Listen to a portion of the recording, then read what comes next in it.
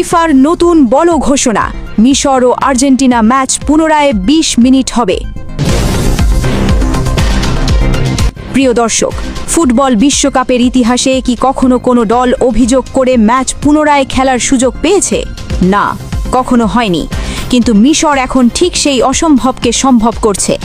৭ জুলাই আটলান্টায় আর্জেন্টিনার বিরুদ্ধে ৩-২ গোলে হারার পরদিনই মিশরের ফুটবল ফেডারেশন সভাপতি হানি আবু রিদা ফিফায় আনুষ্ঠানিক অভিযোগ দায়ের করেছেন।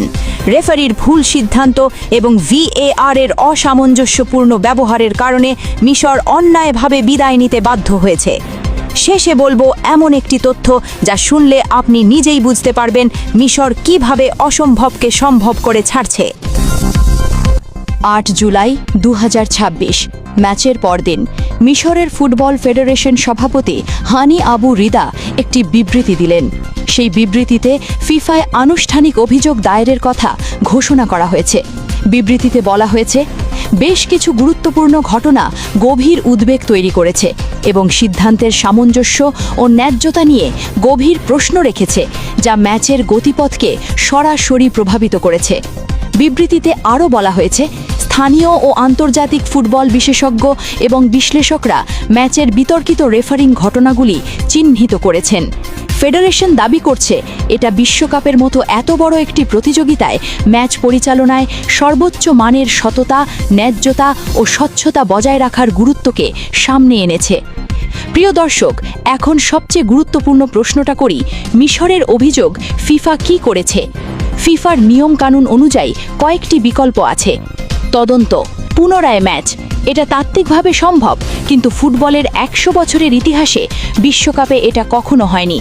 কিন্তু একটা তাত্ত্বিক বিষয় আছে, ফুটবলের ইতিহাসে কিছু লিগ ম্যাচে বা কাপ ম্যাচে রেফারির ভুল প্রমাণিত হলে পুনরায় ম্যাচ খেলা হয়েছে। যেমন ইংল্যান্ডের কারাবাও কাপে ২০০৫ সালে একটি ঘটনা ছিল। প্রিয় দর্শক, এখন সেই বিষয়টা বলবো যেটা অনেকেই লক্ষ্য করেছেন। ম্যাচের পরপরই ফিফা মিশরকে একটি বিশেষ পুরস্কার দিয়েছে।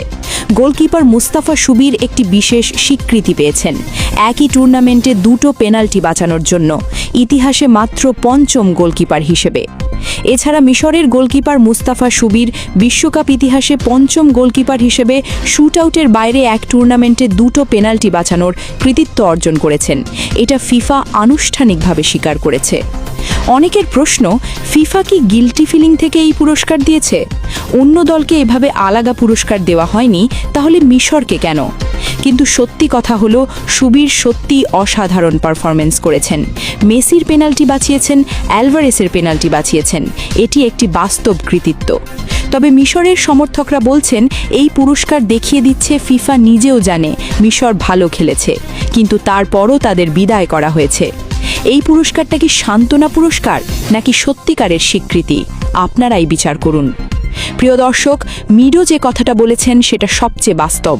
মিডো বললেন, মিশর যদি আর্জেন্টিনাকে হারাতো, ফিফার জন্য সেটা হতো বিশাল আর্থিক ক্ষতি। কারণ মেসি টুর্নামেন্টে নেই মানে দর্শক কম, টিভি রেটিং কম, স্পন্সর আয় কম। এই হিসাবটা বাস্তব। ২০২৬ বিশ্বকাপ আমেরিকায় আমেরিকান দর্শকরা মেসিকে চেনে, ইন্টার মায়ামিতে খেলেছেন। মেসি থাকলে দর্শক সংখ্যা বাড়ে। ফিফা প্রেসিডেন্ট ইনফান্টিনো আর্জেন্টিনার কেপ ভার্ডে ম্যাচে যখন আর্জেন্টিনা হারার মুখে ছিল, তখন তাকে উদ্বিগ্ন দেখা গেছে বলে সাবেক মিশরীয় গোলকিপার আহমেদ সুবির উল্লেখ করেছেন।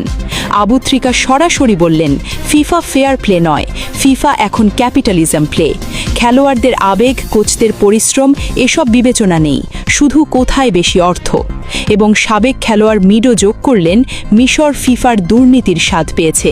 আমরা বছরের পর বছর বলে আসছি, ইনফ্যান্টিনো ফুটবলকে বিশুদ্ধ বাণিজ্যিক খেলায় পরিণত করেছে। মিশরের এই বিদায় শুধু মিশরীরা মেনে নেয়নি, সারা বিশ্বের ফুটবল প্রেমীরাও ক্ষুব্ধ। সামাজিক মাধ্যমে #জাস্টিস ফর ইজিপ্ট ট্রেন্ড করছে।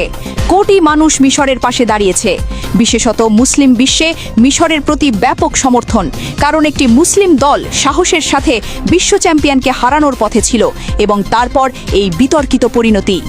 আরব বিশ্বের সংবাদ মাধ্যমগুলো মিশরের পক্ষে একমতে কথা বলছে। বেইন স্পোর্টসের স্টুডিওতে আবু ত্রিকার কথা আরব দর্শকদের হৃদয় ছুঁয়ে গেছে।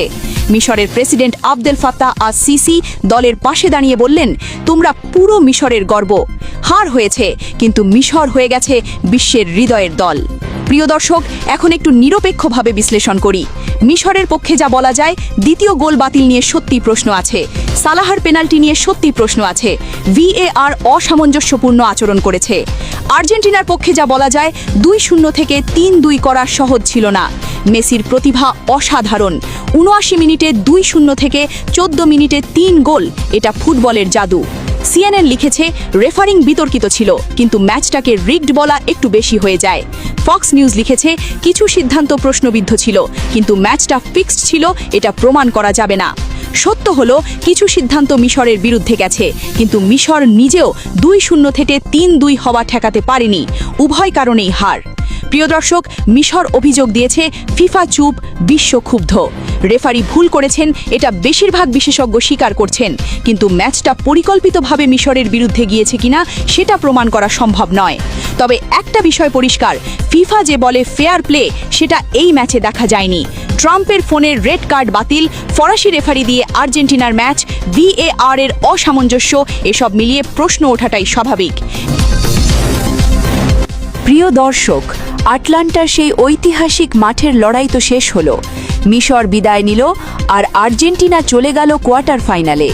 কিন্তু ফুটবল ইতিহাসের পাতায় এই ম্যাচটি কি শুধুই একটি হার জিতের গল্প হয়ে থাকবে, নাকি ফুটবল প্রেমীদের মনে এটি আজীবন এক বিশাল প্রশ্নচিহ্ন হয়ে তাড়া করে বেড়াবে? আজকের পুরো ঘটনা বিশ্লেষণ করার পর এখন চূড়ান্ত বিচারের ভার কিন্তু আপনাদের হাতে। তাই সরাসরি আপনার কাছেই আমার প্রশ্ন।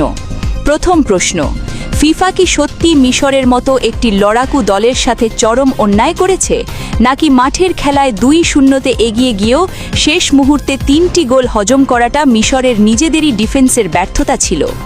দ্বিতীয় প্রশ্ন, ফরাসি রেফারি ফ্রান্সোয়া লেতেক্সিয়ার যে সিদ্ধান্তগুলো নিয়েছেন, তা কি শুধুই মাঠের ভুল, নাকি এর পেছনে কোনো অদৃশ্য চাপ বা এজেন্ডা কাজ করছিল? এই রেফারির কি কঠোর কোনো শাস্তি পাওয়া উচিত?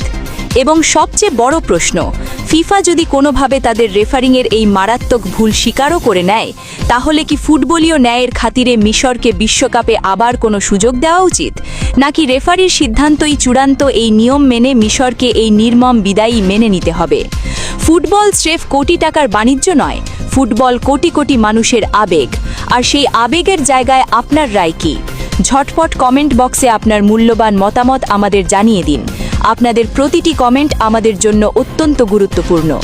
প্রিয় দর্শক, আজকের এই বিশেষ বিশ্লেষণ এবং ভিডিওটি যদি আপনার ভালো লেগে থাকে, তবে অবশ্যই একটি লাইক দিন। ফুটবল দুনিয়ার এই তোলপাড় করা খবরটি আপনার বন্ধুদের জানাতে ভিডিওটি এখনই শেয়ার করুন।